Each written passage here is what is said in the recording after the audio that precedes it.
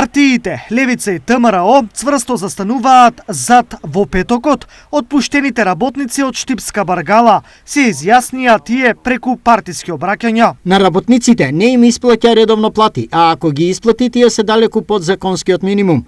Прековремените часови работа не им се исплаќаат, регресот за годишен одмор исто така, а ако се исплати на работниците им било наложувано истиот да го вратат на собственикот.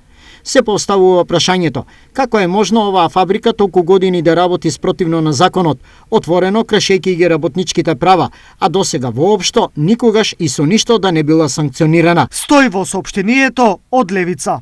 На истата тема денес се огласи и ТМРО. Општинскиот комитет на ТМРО Штип им дава бесплатна правна помош на избраканите работници од Штипска Баргала за остварување на своите со закон регулирани права согласно Законот за работни односи. Канцеларијата на ТМРО спроти пазарчето во Штип е местото каде граѓаните можат да се обратат за заштита на нивните права. Стои во соопштението на председателот на ТМРО Ванчо Шехтански.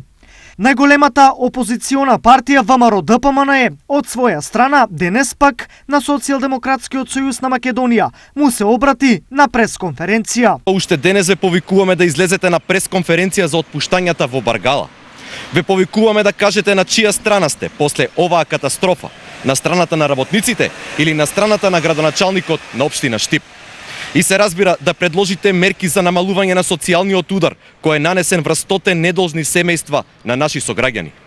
Затоа, не заборавајте, вие сте на власт за да ги штитите интересите на граѓаните, а не ваш високо поставен функционер да омаловажува групи и лица кои не се на иста линија со вашата политичка опција и неговиот социјален статус. Прозивката од ВМРО-ДПМН СДСМ ја прифати како реторична, бидејќи партијата одсекогаш стоела и стои зад граѓанските и работничките права. Доказ за ова се донесените законски решенија кои ги штитат работниците, како што е законот за недела неработен ден, покачување на минималната плата од 9 на 15.200, како и 5 пакет антикризни мерки.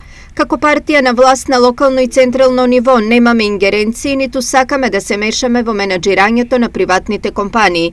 Будно ги следиме сите случувања кои засегаат во социјалниот аспект на нашите сограѓани и заедно со владата предводена од СДСМ предлагаме решенија за надминување на проблемите. Стои во соопштението од СДСМ.